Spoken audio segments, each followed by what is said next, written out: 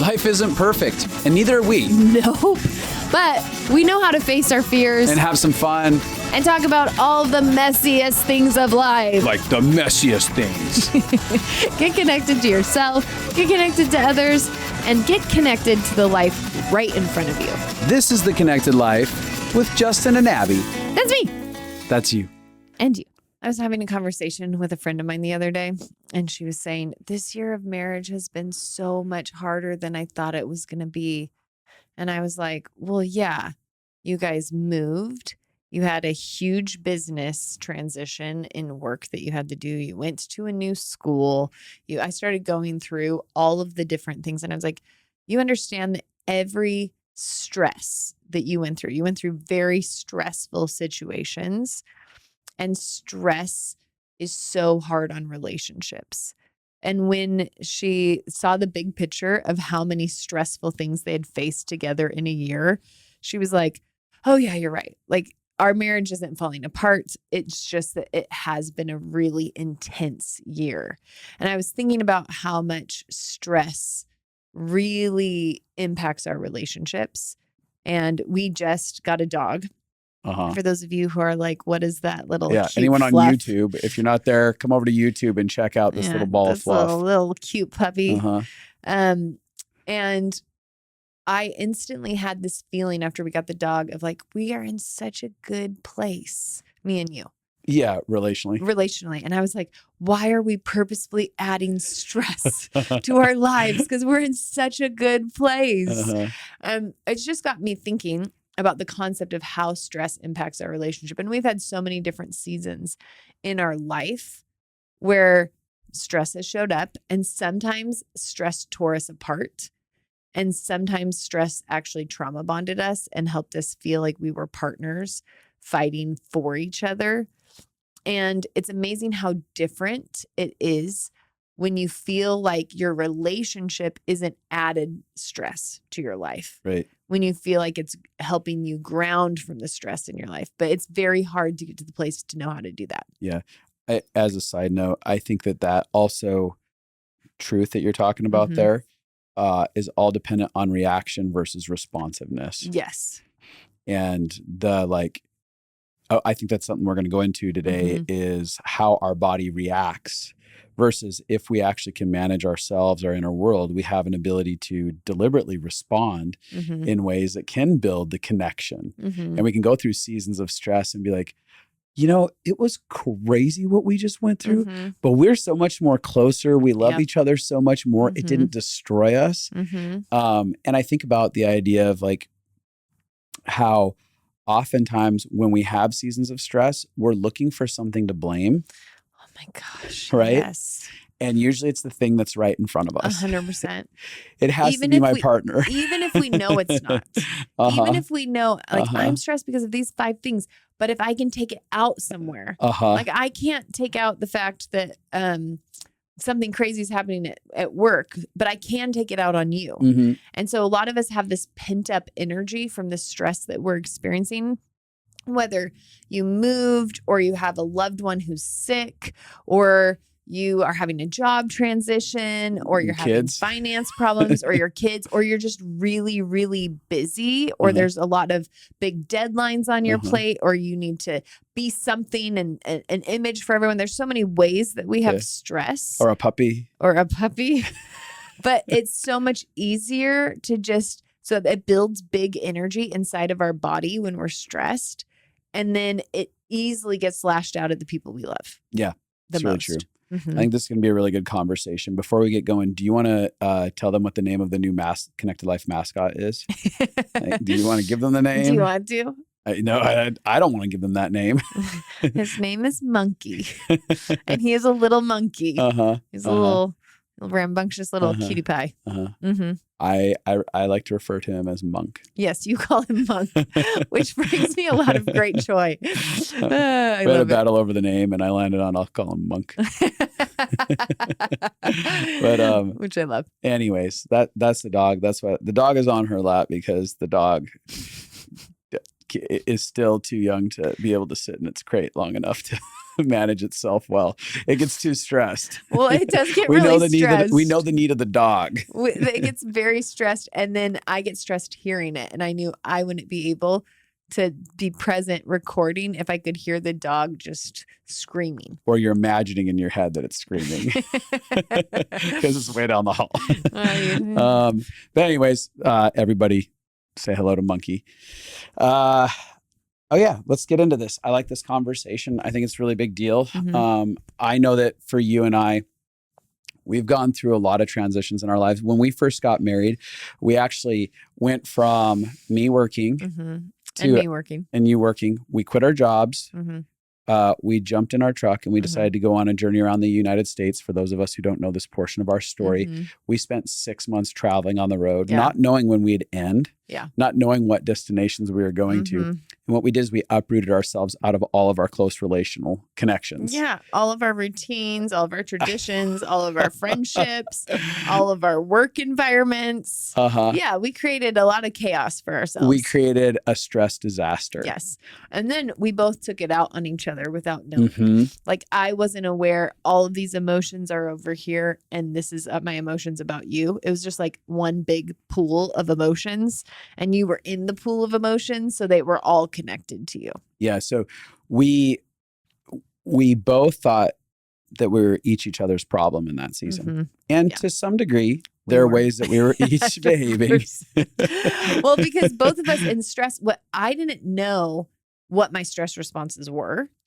And so I didn't know how to manage them. And I would say vice versa. No, I was great at managing myself, he said sarcastically. I understood myself so well, he said sarcastically. What were your stress responses? As far as how I would act out. Yeah. What was it like when you were stressed? I would get on edge. I would get really short and I would get really quiet. So I would go internal. So I would start going into freeze. I would start locking down inside of myself. And then I didn't have language for like, oh, I'm feeling unsafe. I'm feeling overwhelmed. I'm feeling out of control. I just unconsciously felt a threat. Yeah. And the threat was this relationship. But the threat was money, career, vision. Am I going to be okay? What am I doing with my life? The threat was big. Yeah. But it was minimized. Like we're talking about blame, right? First and foremost. Yeah. So in seasons of stress, we end up minimizing all of it into the impact of all of those things. All those things into one specific area usually, right? And you're like, if I was different, you would have been less stressed. Right. And so Abby is stressing me out. No. The fact that I left my job, I don't have any job security, financial security. I don't know what's going on with my future. I'm spending all my savings. I have no connection to the people that stabilize me because we're traveling. We're traveling all the time. I'm stressed because I'm meeting new people all the time and I'm an introvert and I don't know how to navigate that and staying in their home. And I'm also not having as an introvert, also having my own bedroom. Yes. Or my own room that's mine, my own exact space that I can go hide in and be like, okay, but this is where my recharge is. My safe recharge place. I had no recharge place, not only because I was with other people, but because I was with a new person who wanted to be in all my safe spaces. It's so true. Yeah. I'm thinking about this and thinking about how much relief comes when we can actually accurately name all of the things that are realistically causing us stress and accurately name what are the things that we need that maybe in that season are hard to get. Like in that season, having your own space was impossible to get. And if we would have been able to name that and narrate that, it would have taken a lot of the intensity out of the feelings. If you and I could have sat down and literally said, you know what? It's not normal what we're doing. Most people have these things and these things are necessary for the nervous system, for life stability, to feel settled down. And we just don't have that. I would have been able to go, yeah, truth has been spoken. This is what I'm lacking. Everything's not falling apart for me. It's just now I need to figure out how to get what I need. Yes. And like accepting this is what the journey is going to be like. So how do I take care of myself inside of this world? Totally. And there were things that I was trying to get that were scary to you. Yeah. So like for me, even if I needed my own downtime, Mm-hmm. like my introvert time, Mm-hmm. that sent a message to you that I was rejecting you, I think. Well, I think a lot of it had to do with the lack of communication. Right. So had we, and this is one of the number one things, is if you can learn to communicate about your stress with your partner and about what you need. Like we didn't have our own maps. So you didn't have a map. I don't think you were aware of how grumpy you were and probably not. how short and intense, and your reaction time from I'm fine to I'm very upset was so short because there was so much stress taking up your nervous system. Yeah. It's like, I think of like a cup of water. Mm-hmm. When it's completely full, any drop can make the cup overfill. And that's what it felt like being around you, is your cup was full and any drop felt like now you're having a fast reaction towards me. Yeah. And because of that, then when you're trying to get away from me, but there isn't communication about, hey, I need to connect to safety and I need recharge time. There wasn't an ability for us to understand each other back then. Right. So it didn't feel clear. It just felt like you don't know what it's like to enter into a relationship because you're so avoidant. Right. And so for me, I didn't realize, like, when stress happens, like I got a lot of anxiety and I got much more up and down emotionally. I'd have big waves of like big feelings. I'd cry. Extremes. Yeah, I'd cry a lot and then I'd be like, I'm fine. Or I would have a lot of anxiety and then I'd be like, oh, everything's great. Like I would just kind of ping between having feelings and then locking it all down and being like, I've got this. This is great. And so I didn't have tools to be able to say this is, and I think neither of us, like I'm looking back and there's times that you would be like, why are you having such big reactions? Like this doesn't make sense. And it felt really invalidating. And if we could have both acknowledged, and I think this is the first thing to do in any season of stress within your relationships, is to acknowledge how much stress there actually is, and acknowledge how that means both of you are going to be on guard. Yeah. Because when you would say like, you're having huge reactions, if you could have said, hey, you've lost all the things that feel safe and stabilizing in your world on this trip, and everything feels new and uncertain. That is going to cause you a lot of stress. So I'm sure you're having a cup that is full right now. Yeah. Instead, both of us judged each other. When one of my drops would make your cup overflow, I was like, what is wrong with him? He has no capacity. He's so grumpy and so edgy. And I'm sure you felt the same way with me. When a drop would pour in my cup and my water would overflow, you'd be like, she can't handle anything. She's so fragile.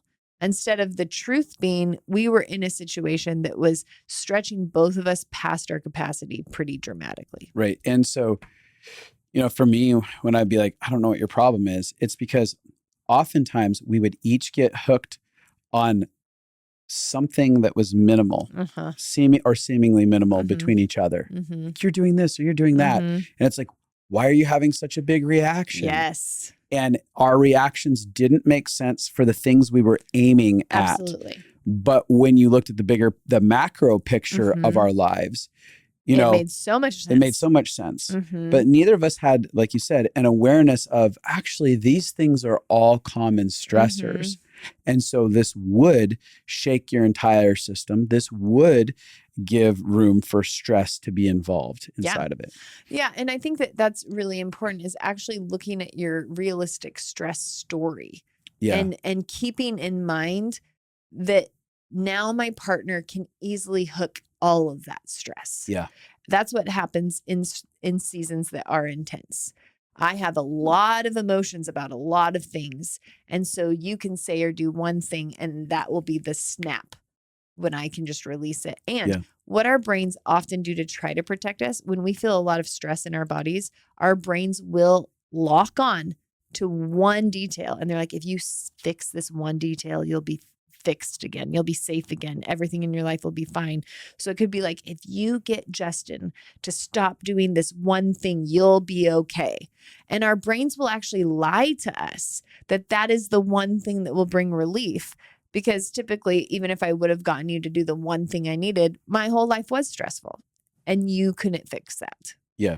And so acknowledging even that, like, my partner doesn't have the ability to remove all of the intensity of the things going on around us. Right. And oftentimes we're in denial about all this other stuff. We're in denial about what we need. Right. So a lot of us aren't connected in enough to know what we need in the first place. I know that when we first got married, I didn't know what I wanted or what I needed. Absolutely. You know, and I don't think you did either in a lot of ways. How do I get grounded? How do I get back to being regulated inside of myself? How do I get back to peace in my body? Neither of us had a pathway for that. Yeah. And you didn't know what would bring peace. Yeah. How do I self-soothe? Yeah. How do I take care of myself? So when we're not self-aware, we don't know what we need, we're actually sitting here denying impacts of stuff. And so part of this process is the self-awareness aspect. I have to become self-aware of myself, right? Yeah. And then I have to stop denying, like, oh, it's realistic that I would need these things. It's realistic that I want these things. And there's avenues to get aspects of them settled for me. Yeah. So I think one of the things that I really want to talk about is our window of tolerance. Okay, great. Because this is, do you want to jump into this or do you want me to kind of you start and then I'll jump toss it around? So our window of tolerance, Abby explains this so much better, but our window of tolerance is that space where we ultimately feel settled and we feel okay. Yeah. Good way to put I'm going to be okay. I'm going to be okay. And I call that the green zone. The green zone. Like, I feel good. Yeah. Green means go. I feel good. I can handle this. I can handle these circumstances that are being thrown at me. I'm not a water that's like at the top, ready to run over. Yep. I am ready to go inside of this. And then that window of tolerance can expand or shrink. Okay, let me. I'm sorry. I knew you were going to jump in. I can explain it. So the green actually, it can get smaller or bigger the more time we spend there. Then we have what I call the yellow zone, and that's kind of the zone between us and our reactions. That's the buffer zone. So when I have when my window of tolerance is bigger, I have this space where I can think before I react. So let's say you do something that is stressful for me. When I have a big window of tolerance, my yellow zone is big enough for me to think, he just did this. What do I want to do? I know that he cares about me and I know that he loves me. So I know he didn't mean to hurt me. What if I ask a question instead of react?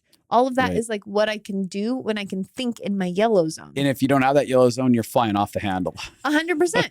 When the yellow zone is gone, it's like, why did you just do that? You always do that. You always say this. People are listening and be like, oh God, that's familiar. Yeah. And our window of tolerance, this was really helpful for me. It grows and it shrinks, and it can do that daily or weekly or seasonally. So in seasons where there's a lot of stress, where you're in constant busyness or you're constantly having to figure out everything, you're much more in fight or flight. So you're much less in your, which I call the red zone. You're much more, you're not in your green zone as much, and you have no space to react. I also think about it like an emotional rope.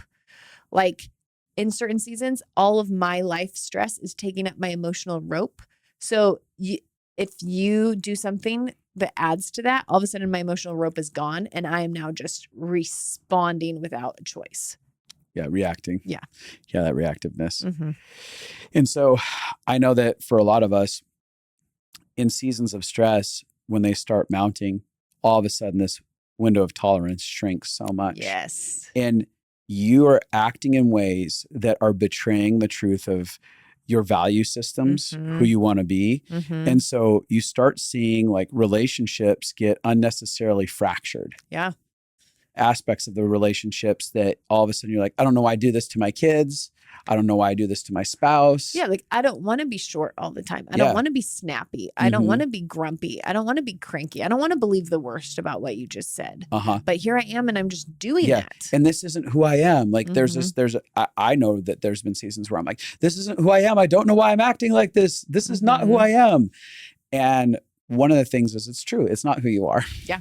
You're in survival right now. Yes. And that's something that we experienced very heavily in our first year of marriage is that we were in survival. And in that place of survival, you are constantly perceiving threats. So I was in one of the 4F responses. You were in one of the 4F responses almost consistently. Absolutely. Like it was turned on in the background. So we're like, I love you, I love you, I love you. And then one thing would go, yes. And you're like, why was that so quick to happen? Oh, totally. Yeah. And I think what you're saying is really good is we had to learn what are our stress responses and what do each other need. So I'm thinking about when we got the puppy, I could tell that it was stressful for both of us. So I started by narrating what we said in the beginning, starting with like, it's stressful to not sleep. It's stressful to constantly be doing pee and poo. It's stressful to like, there's a lot of stress when something is brand new. So I knew like, we're both in stress. That's fine. I was aware you like alone time to recharge when things are new and intense. Now, I will say that we have a lot of things in our life that are eating up our window of tolerance. It's not just a puppy. We got a window. We got a window. We got a window renovation going on. We've got a big and remodel. People constantly coming and going. There's people everywhere in our house. There's noise constantly happening. There's no place for me to go hide. Everywhere. Yes. I cannot introvert out anywhere. Yes. And so I'm aware of that. So when you have needed introvert time, I've been much more like, yes, you go do that.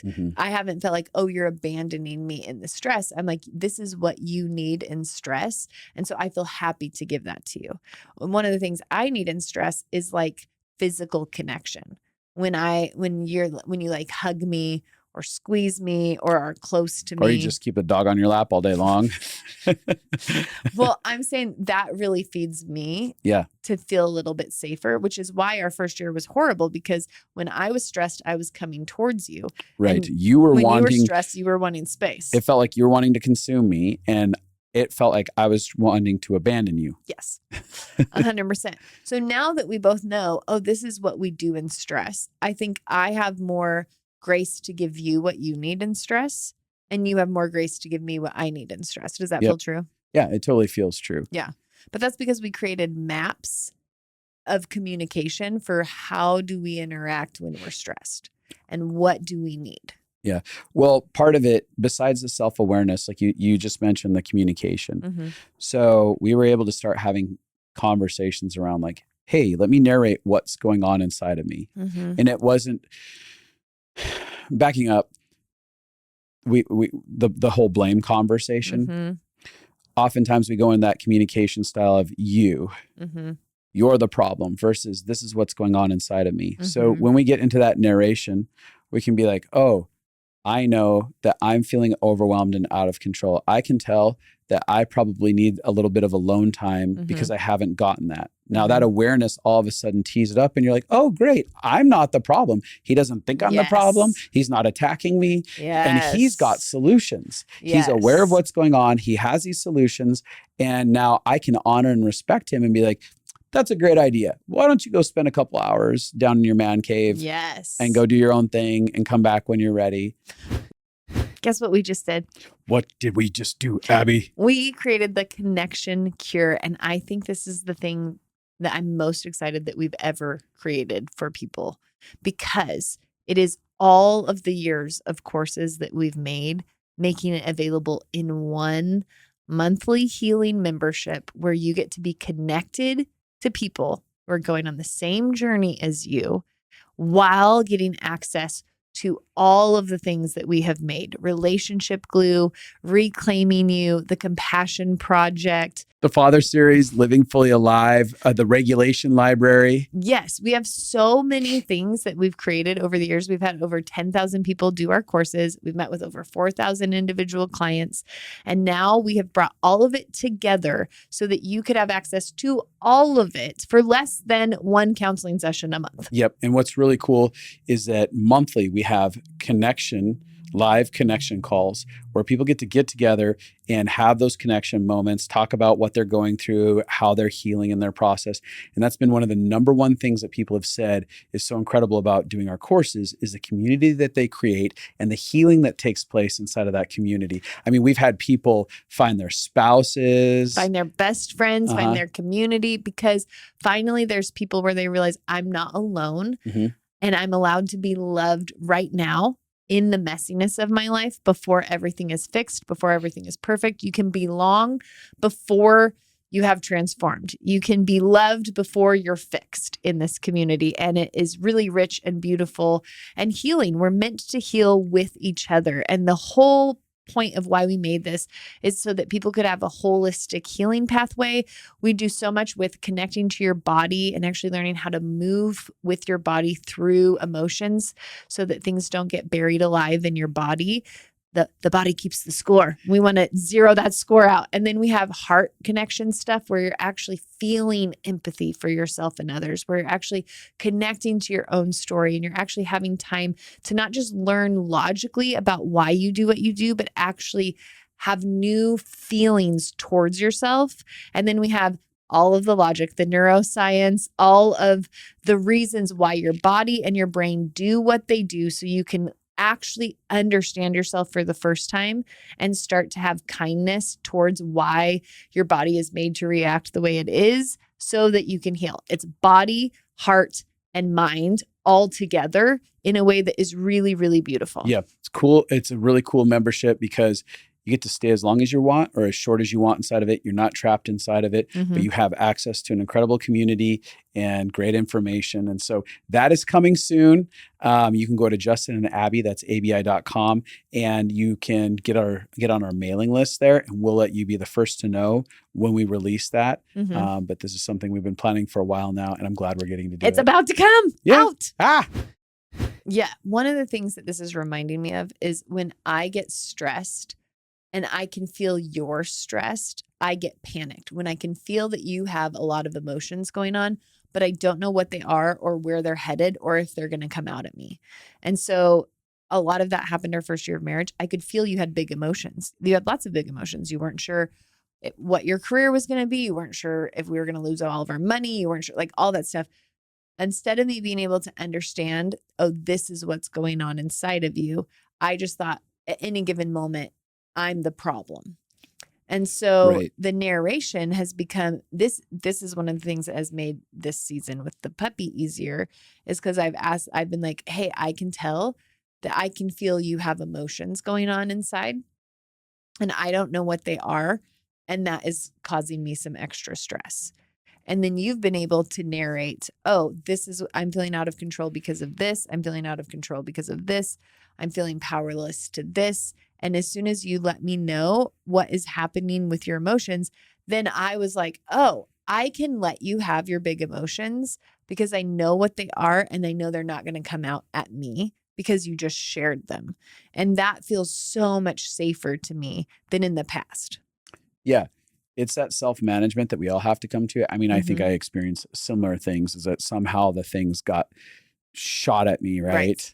The machine gun came out at me and I'm like, I don't understand how I'm her problem. And this is a bad dance that most couples get into is this blame and accusation that happens in high stress times where they machine gun each other and they actually create a further disconnect that's unnecessary. Because the truth is in seasons of higher stress, what we really need is a teammate. Yeah. And once we extract accusation and blame out of the relationship, we actually step into the potential of a deeply connected partnership that says, I understand you, you understand me, we are for each other, and together we are going to fight against this thing.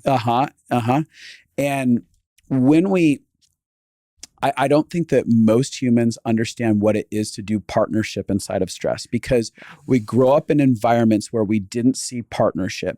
So we watched parents that imploded in on each other instead of being like, this is where we lock arms Yeah. and move forward. Not just the parents lock arms, but they didn't often see parents rally the kids. Yeah. So the parents would then turn towards kids in frustration Totally. and stress and be like, you need to stop doing this. You're stressing me out.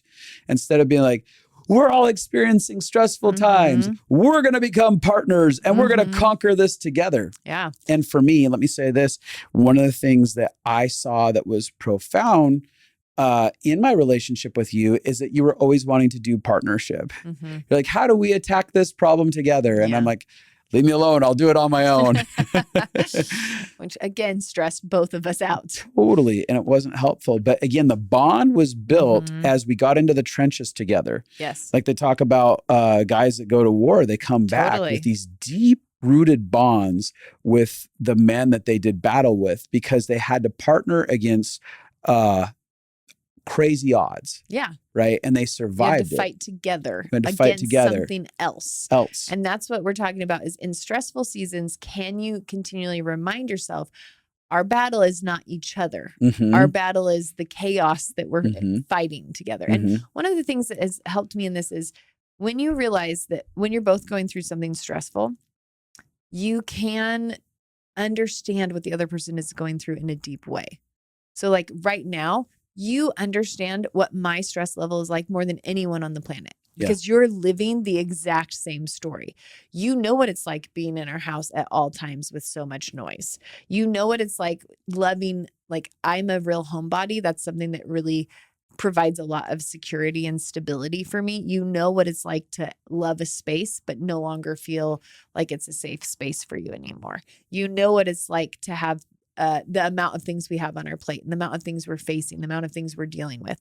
You know what it's like to have health issues on top of that. Like you know from the inside out more what I'm going through than any other human on the planet. And so if we can be the people that validate each other, we can actually be the people who we feel the most seen by and the most loved by. Because even if we handle stress differently, we can validate how intense it is. Yeah, that's actually a really great point. There was a season I want to take segue into a story here. Yeah, please. Going back to the season where you were your sickest. So sick. And it was horrifically sick. And we talked about it on here before, but for those of you who don't know, Abby went through a sickness in a season where I was pretty sure you were close to dying. And that was terrifying for me. Yeah. And if you weren't close to dying, your body looked like it. Looked like death. Looked like death. And the way that you were processing life felt like death. Okay. Totally. It was dark. It was really dark season. And in that season, there was a part of me that had just said, I'm just going to survive this. Yes. And I was trying to just power through and work out my emotions on my own. Because one of the things that I believed is that if I let her in on my experience of this, it's going to make it worse for her. Right. So I perceived that you were at complete fragility level. Yeah. So you couldn't add one more thing to Couldn't add one more thing to it. But what it was doing, it was creating a divide in a stressful time. And so because then you felt alone in the stress, not connected. I felt alone, and you unconsciously, I think, were feeling a level of abandonment. Absolutely. Yeah. Of like, I'm in this pain and I don't know what's going on inside of him. And I don't know if you perceived everything was fine for me or whatever. I was just trying to, again, keep it as stress-free as possible. Right. But there was this one specific moment. There are more than one, but there was one that's very deeply remembered in your body. Yeah, yeah. And we were in the kitchen, and I was sitting up against the wall on the floor, and I just start describing how much fear I was feeling about you, and how much sadness I had, and how powerless I felt. And I wasn't having a conversation saying, your sickness is doing this. I was having a conversation about me. And I was saying, I know that I'm feeling so scared, and I feel like I'm going to lose you. And I feel like I don't know what to do. And I also I think I shared things along the lines of like, I feel like I'm not being seen in this season. Totally. Like, and I know that you don't have capacity, but I feel like there are needs that I have that, and I was getting honest. And in this very honest, non-attacking way, you didn't sit there and say, why are you telling me all this? I'm sick. I don't need to hear this, because of my delivery. Yeah. And also because of the work I'd done, both sides, I think. Right. But I was just saying, one, my delivery wasn't in Blame. the emotion of anxiousness or intensity. Totally. It was a matter of fact. Hey, let me peacefully tell you something about me. And as I described that inner world, and you'd done some of your own work, you were able to turn around and validate me. Yeah. And you're able to say, it would be really horrible to have the experience that you're having, not being able to feel like I'm here anymore. It feels like I'm lost. Gone. I'm totally gone. And that would feel terrible. And as you said all of it, I remember feeling this deepening of a bond. Like, here was a season that was one of the more stressful seasons we've ever had. Oh, yeah. And I feel this bond go deep because neither of us were alone. Yes. We were in the trenches together. It wasn't just we're in the trenches together and it's unspoken. No, we're truly in it, facing it. And that season could have absolutely crushed our marriage. Absolutely. But instead, those continual nuggets of having those dialogues created so much bond between the two of us. Yeah. Yeah. I remember knowing I felt so out of control because I'd been sick a lot in our marriage. That one was by far, it was totally different level. Yeah. But I remember, I felt so out of control about being sick and so out of control about, even just chronic sickness can really narrow your window of tolerance. So I'd be really, really sick. And then I'd also have my emotion reactions so much quicker, like a shorter fuse, because I was so sick, because that stress was eating up all of my resilience. And so I had learned this earlier in our marriage, which was like, I can't help that I'm sick. I can validate what it would be like to be him. That's the one thing I do have power over. I can't not cause him pain here or stress like I wish I could.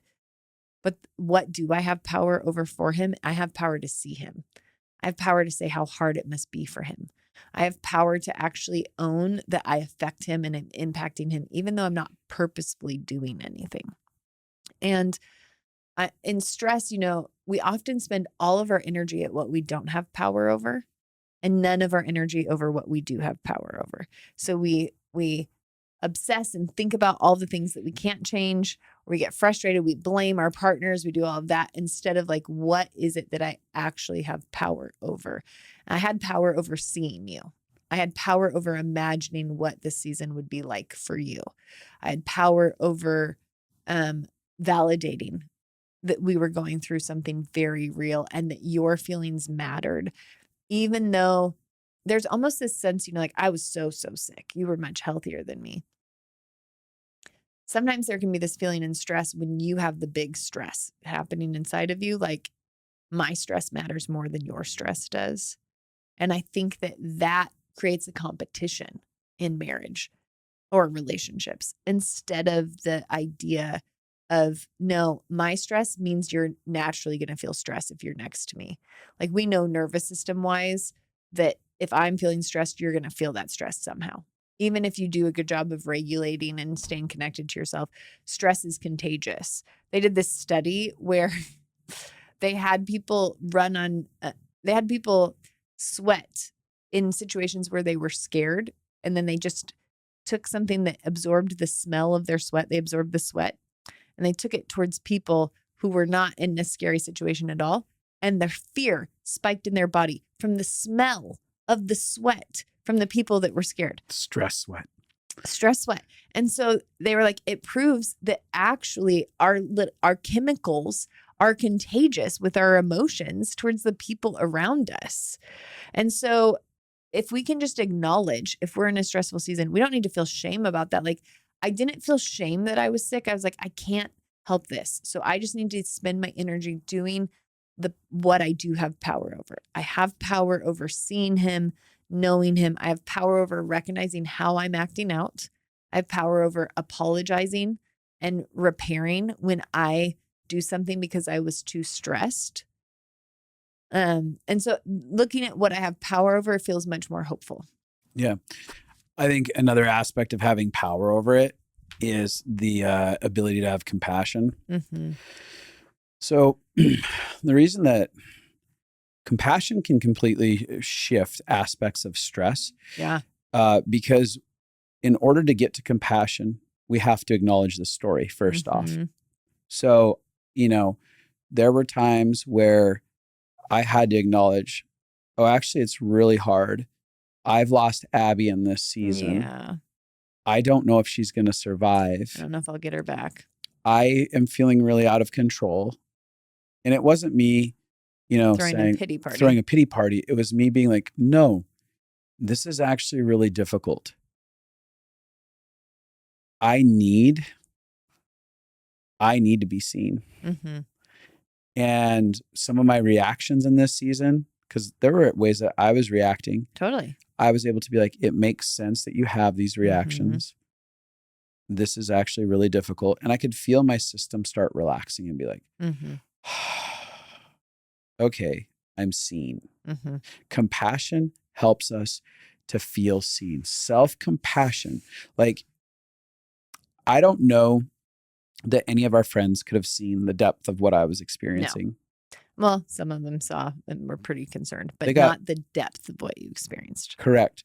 And oftentimes we're waiting for other people to see us. Yeah. And like you said, in our relationship, we're really the only ones that had the ability to really know how bad it was. And you didn't have an ability to truly know how bad it was for me. To just see it and experience it. And vice versa, mm-hmm. right? And so the one individual that has the ability to truly see us is the one in the mirror. Yeah. And so they know how much it cost. They know how much the experience impacted us. They know how much we had to fight through. Mm-hmm. They know how intense it was. Mm-hmm. So in that season, I started sitting down with myself and sitting in that self-awareness of like, this is costing me so much. Mm-hmm. There is so much on this table. And again, my being felt seen. Yeah. Once I could feel seen, I could also not feel alone. Yes. One of the things that intensifies stress. A sense of stress is the illusion of abandonment. Absolutely. The sense of aloneness when we're going through it. So compassion, self-compassion actually begins to eradicate that feeling of abandonment in circumstances. And so when you can get love turned back on inside of your circumstance, a sense of love, care, right? Then all of a sudden there's a new strength to facing the stress. Well, and what you said just made me think, I've worked with a lot of couples, and one of the things that I see is when there's high stress seasons, because they don't validate the stress and what they're going through, each person starts to feel like my partner doesn't understand how bad this is for me. Yeah. My partner doesn't see how hard what's happening is going on for me. They don't see how stressful it is taking care of the kids all day while they're out at work. They don't see how stressful it is to feel like the weight of the finances are on me while they're taking care of the kids. They don't see how stressful it is for me with my boss who is constantly aggressive. They don't see how stressful it is for me to always have to do the taxes without them. Like just the constant, like it's very easy for us to feel like our partners don't see our stress and don't think that the stress we're going through matters. And that is why in stressful seasons, couples can feel separated, disconnected, isolated, and start to build walls towards each other because they're like, you don't get it. You're so consumed with how hard this is for you over there that you're not looking and seeing that this is really hard for me over here. Yeah. And when we actually have an ability to have self-compassion, that ends up giving us the bandwidth to enter into somebody else's story. So the more that I could take care of myself in that way, I could be like, babe, it must be really hard for you. Let me validate all these things that I imagine you must be going through.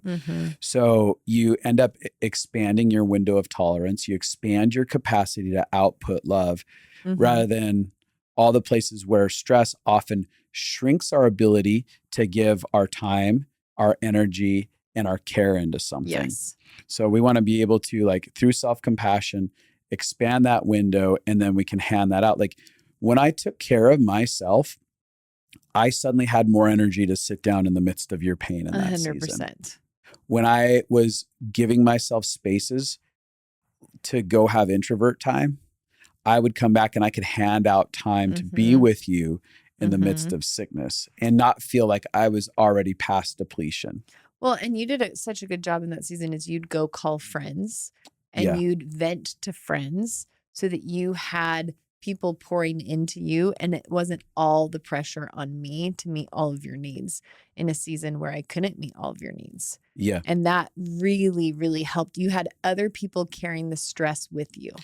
You had other people carrying the burden. And when I think about our nervous system, when we have other people who know the stress in our life and who we just get to talk about it with, it's like they literally are carrying pieces of the stress with us. And it doesn't take away the heaviness of the load, but it does lighten it. Right. Yeah. Community is super vital to not only surviving stressful seasons, but also finding ways to thrive in stressful seasons. And that is something that a lot of people aren't good at. I'm going to say that masculinity is growing in its capacity for like vulnerable relationships. Totally. Right. Like there's a new wave of masculinity that's been working that muscle, but still, especially masculinity. I know a lot of men right now that I have conversations with, and they can talk about the stress seasons when they're outside of the moment. Totally. Oh yeah, that was so stressful, whatever. But in a moment of need, to pick up a phone call and say, hey, right now, I am so sad and broken about my child who's going through all of this and how I just lost my job. And I just need someone to be with me in this moment. Like the ability to do that on the spot is what not only supported me in the now, but healed something in my history. Is I started having enough circumstances where I had those exchanges where I'm like, oh, that's what I always needed as a kid. Now I can actually feel what it's like. I don't ever have to feel abandoned. Yeah. It's interesting because when we go into survival mode, which is what happens in stressful situations, when we go into that, it's so easy to get kind of self-consumed because we're overwhelmed. And so all we can see is what we're facing or seeing. And our ability to see each other actually helps broaden our worldview, but it takes intention to do that. And a lot of us, when we're in survival mode, want to go by ourselves. Like a lot of us feel safer when something's really hard to just isolate. And so it's funny because we do need to give ourselves room to isolate a little bit, but we also need to push ourselves to invite people in to help carry the load because both things actually can create safety. Yeah. I think when we're talking about relationships, especially friendships through stress, seasons of stress. One of the things that I did in seasons of stress is I would reach out to friends and see how they were doing and see if there were ways that I could meet them and take care of them. So good. So it wasn't I just self-abandoned and went and focused on other people. I was taking care of my own world. And I was actually, how can I redirect? Because right now I am ruminating on the things where I feel powerless and out of control. But if I can actually see that I can leave an impact or make an effect on someone else's life who's going through the ringer. First off, knowing that someone else is going through the ringer somewhere makes me not feel alone. Yes. Like other people are going through it too. I'm not the only person 100%. In the world. And then also, if I can affect through some sort of love or care or act with them, then I'm like, oh, you can actually move the boulder on life. Because what happens in these seasons is oftentimes we start feeling powerless. Like when you were sick, I felt powerless. Totally. Right. But when I help someone else out, I could go, oh, I'm not powerless. I can affect things. I lost almost like the senses inside of me to know that I can make an effect. Yes. And then I could start asking, how do I affect this? So I may not be able to get rid of that sickness, but can I make today just a little bit better for both of us? Right. Because I know I have the capacity to, because my love, my care, my time, my energy, my attention did that over here in this relationship. Yeah. And I remember when I was a teenager hearing this, that one of the cures for anxiety and depression is to help someone else. And it has been something I've seen in my life. There's been a lot of hard things I've been through, and helping someone else pulls me out of that introspective funk. Yeah. Where I start to see that my problems are not the only thing that exist in the world. And they actually say when you have compassion towards other people, you actually have not dopamine, you have feel-good chemicals released in your body when you have compassion for other people, which is amazing. Yeah. We are literally creatures that are designed that as we have compassion for others, it helps us feel better ourselves. And so I love that idea of what you said of like still paying attention to other people. I want to add just to finish that up. So these seasons can become very self-absorbing. Yes. And it's understandable 100%. how and why they become self-absorbing. But that self-absorption we have to step out of. So it can be either this self-neglect where we just keep ignoring it until it implodes, or it's self-absorption. Yes. And we're just like get so wrapped up in it. And finding that middle balance of self-care and other-centered love is very vital to moving through these processes. I love that. It's a hard balance. And that's normally when I'm in stressful seasons, I'm normally navigating between those. Oh, I can tell that I'm getting too introspective. Oh, I can tell that I'm not caring for myself enough. And I just kind of navigate back and forth. And I don't have the expectation that I should be able to straight shoot it perfectly through that season. I just know like I'm going between two extremes. The balance is healthy and I'm going to kind of bump the edges. I think about it like a bowling ball that has bumpers and it can bump the edges and then come back to center. So that's kind of how my seasons go of paying attention to self-care and taking care of others. Yeah.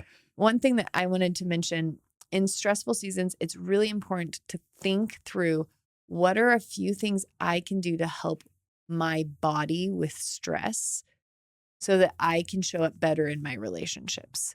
And there's two things on the top of my mind right now. One is once you've labeled a season, like this is going to be a hard season. So I'm like, the season we're in is going to be a little tricky for a couple months. We've just acknowledged that. It's adjusting expectations of what things look like. Like, no, there actually are bumps in the road with this that I have to navigate and becoming aware of the reality. And when we're like, oh, well, mom has cancer treatments for the next 3 months, you can just say, okay, the next 3 months are going to be kind of intense. And so if I know that that's true, then what do I do to be able to feel good in the midst of that? And the first thing is just acknowledging it and looking at it realistically and then letting your friends and your people know. Like all of my friends know, oh yeah, this season I feel a little bit less connected to things that help me feel safe and stabilized. There's a little bit more uncertainty in my world. Oh, that's really helpful for them to know with me. And then when I have stress responses, they're not surprised and they can validate how crazy the season is. The second thing is physical movement. So I think of stress like energy in your body and it needs to get out. And sometimes it gets out through snapping. Sometimes it gets out through sleeping. Sometimes it gets out through hiding in your closet. Sometimes it gets out through, freakishly cleaning the house really fast. Not freakishly. I don't know what that was the word. Like cleaning the house super fast. We need a release for the energy in our body, the stress. And so I think one, physical movement's super important. Sign up for CrossFit, kids. Go for a walk, do yoga, do a dance party in your house. Consciously think about the stressful energy that you have and release it. Do Wim Hof breathing. There's so many different things that you can do. But do something to physically move the stress through your body so that you feel like you have that sense of power. Yeah, I used to have clients in those seasons take stuff out into the woods or somewhere, where they could go break stuff. I'd have guys go out with bats and they just take bats to things. To like old plates. televisions or stuff like that. Yep. And they were like, it felt so good. I was out in the woods and I was screaming at the top of my lungs and just smashing on it. I could feel, and it wasn't just going erratic. It was like, notice how it goes through your body. Imagine that energy going into that television that you're busting to pieces or whatever. And they'd be like, it was so therapeutic. Yeah. I didn't even have to waste my time talking to you, Justin. And then there's things that I know you do, like you find things that you have power over to help stabilize you. And one of them for you is cleaning. Yeah. Do you want to explain? Yeah. I mean, like when my world feels out of control, it's like I try to get the illusion of control through sorting my environment. Mm-hmm. So like when I within my house can clean and out all the clutter Mm-hmm. and put everything in order, Mm-hmm. my body suddenly like sinks into It's okay, I have a sense of there's order. one place that I feel have... like order. And I remember like I was talking to one of my clients, they had a really big business, and that business was just going through all kinds of chaos. Mm-hmm. And then as the business was going through that, their relationship at home started going through chaos. Which is just, that happens. Stress is contagious. And then their relationship with their kids started like having problems. And I was like, you need to have one area of your life that you feel powerful in. Mm-hmm. What is that going to be? And we found plans for them of like, in my specific circumstance. What was it? I don't want to talk about it because it'll expose them. Yeah, I wouldn't want to ever expose them. Right. But they were able to go participate in that, and they were like, I feel so good because I can keep my eyes focused on this thing over here.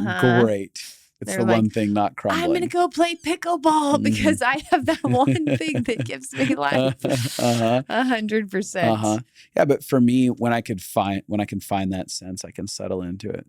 Yeah. I think even for me, the realization of like, oh, of course my relationships are tense because I'm not my most authentic, safe self. So of course I feel on edge. Of course the people around me feel on edge, and starting to not make, like when we assign meaning, like, see, my marriage is going to crumble. See, my relationships with my kids are going to be horrible. And being like, no, I'm in a stressful season, which means it's like turning up the dial on all tension. Yeah. And I can just know that's part of what's going to happen. And the faster I accept that, the more I can spend energy on repair. So like, I'm like, oh yeah, I might be a little shorter with you in seasons that are stressful. So I'm going to let you know that in advance. I'm going to try to narrate before I get to that short place. And then when I am short with you, I'm going to repair. Yeah. Because that's what I do have power over. I'm not going to beat myself up every single time I'm short with you, because that doesn't get us anywhere. Yeah, it's true. There was something else that I was going to add to it. Oh, okay. So I have a friend and a father figure in my life, and he consistently had a conversation with me when it came to these seasons of stress, where he was like, Justin, you need to learn how to live in the grace of one day. Mm-hmm. And that eventually evolved into learn how to live in the grace of one moment. Mm-hmm. And the grace of one day is being able to say, like, there's not grace for tomorrow and there's not grace for the past. Neither of them exist. The only thing that exists is right now, this day. There is grace there. And that grace looks like there are answers for this moment. Mm-hmm. Your next step is right in front of you. Like you, right. And for me, getting out of my relationship with fear of the what ifs or what coulds or what should I have done, all of those things, like as I eliminated those out of my life when I'm in a season that brings a lot of stress, I suddenly start finding levels of peace settle into my body, because I'm like, I don't know what tomorrow is going to hold. But if I am in just today, my question is, what do I do right now? What is the next step in this very moment that I can do? Yeah. And following that day after day got me to settle down. It was like when you're at the peak of your sickness, I started doing that. Because you were like, your brain would go into fear of, what if she dies? What if this over happens? And over again. What will happen? And so you had to come back to, I'm not going to think about the future. I'm actually just going to be here with her today. Right. Because I can't I don't have the grace for you dying until the day you die. Yeah. The day you die in my life, then I'm like, all right, I need this newfound grace to explore how to navigate this season, because I've just lost her. Right. And so to me, that is foundational to getting yourself back to your clarity and your senses inside of these types of seasons. And I think the other part of it too is that I was grounded into an unconditionally loving creator, a God, a Papa, that is involved in every aspect of my story. So when I could get a lens inside of myself, like I could get clarity on an eternal perspective. Is there something bigger than me that's inside of this story? Is this all of this? Does it have a beginning and an end to it? And am I ultimately going to be okay? Yes. And so for me and my belief system, I'm sitting here looking, going, there is an eternity where all things are redeemed, restored, reconciled. There is an eternity that it has an expression of love that is never ending, and it wants to be in my story right here and now. I could find this deep sense of comfort that would start settling me, where I'm like, I'm going to get through this. If I don't have that in the back of my mind, or I'm not taking time to check in with that reality, then I keep spiraling out of control. Totally. So that, to me, is I vital. think that has been a huge stress reliever for both of us, to feel like there's something bigger than us that is with us. And I think the more and more we focus that we're all going to be okay. Like the eternal perspective of, like, for us, we've listened to a lot of near-death experiences, and in every single one, they're like, there's more love than I ever knew existed. Yeah. I'm more okay than I ever knew I could be. There's more peace. Like, it's just a place of being whole and loved and safe and free. And that is the eternal experience. And I think that has helped both of us come back to a safe feeling sense now. Yeah. Well, the puppy lasted the whole time. Monkey did it, man. Yeah, I knew he would. But hold on a second. He just got another vaccination yesterday. So he's like conked out. I think he's still just conked out. He's like, I don't think this is a fair assessment of his behavior pattern. Well, he does take a nap around this time of day every day, which is why I thought it'd be a good time to record. Really? Yeah, I've been paying attention. Oh, I haven't. Did you think I was just like hoping he'd stay asleep? Yeah, fingers crossed. Oh, no, I knew. I knew he'd make it the whole time because he sleeps at this time every day. That's why he's your dog and not mine. Also, I know you more? I do want to say he really doesn't want anything to do with me. It's like you walk into the room and he's just like, there she is. It's because you were gone for the first few days of his separation from his pack. Yeah. So I became his pack, and he's slowly a pack of packing one. with you. Mm-hmm. He's slowly packing with you every day. He's coming to you more and more. I think he's apprehensive because all he sees is alpha male over here. You are a strong what alpha do I male, do with and this he's alpha a little male? runt. So yeah. He's a little guy. It's He's funny because terrified of you. the vet said, what did she say? Basically said he was a scaredy very cat. sensitive. Yeah, you have a sensitive dog. Super sensitive dog. I go, is he pretty scared? Yeah. Yeah. He's a little. But he's cute. He's adorable. Yeah. He's scared of everybody, though. We have to slowly train him. Yeah. Yeah. Maybe we'll bring him back again here. Well, if we record during this time of the day, at any other time, he can be here every time. Anyways, guys. Hey, I love you. And I got to tell you that it is very bonding to be able to say that we've gone through a lot of seasons that were really hard. And it is beautiful because every year I think we've turned on each other less. Yeah. And we've learned how Instead to. of turning on, turning towards. Yeah. We've turned towards each other. And I think the last thing I'll say is narrating has changed the game. Just me being able to say, like, hey, I'm feeling a lot of anxiety building up. I'm feeling a lot of stress today. Yeah. I'm feeling really outside my window of tolerance. This and this and this is feeling like it's causing me anxiety. I just want to let you know where I'm at. I don't want to be snappy with you, but I know that my emotional rope, my fuse is very short today. Yeah. And you have done the same thing. And just the ability to narrate what's happening in us. Yeah. And then not have unrealistic expectations of the other person. Like, I don't have the expectations that you should be able to feel no stress and be fine in this situation. And I think vice versa, because I see that being an area that people get really mad at their spouse because what they want is their spouse to be a parent. They want them to be the one stable force in a stressful season. And they're mad when their spouse is also being affected by stress. And so it's important to just accept that we are humans and every person is going to feel stress, and they're going to feel stress in their own unique ways. And the more we can learn how they feel stress and what they need, the more we can navigate each other without fear. That's good insight. For those of you who are not on YouTube, you can come over. Yeah, you can come over. Come look at this little monkey. Yeah. And also you can find us at Justin and Abby. That's abi.com. And you can go to that same address /The Connected Life, and that will direct you to YouTube. And what are you doing? You're holding him up? Yeah, so the camera Give him a can little see look. him. You need to So they could go to YouTube and actually see how cute adorable he is. Look at him. He did the whole You're so cute with him. Yeah. All right. Going away now. Okay, I don't even bye. know if they can hear you with that mic. Goodbye. Goodbye.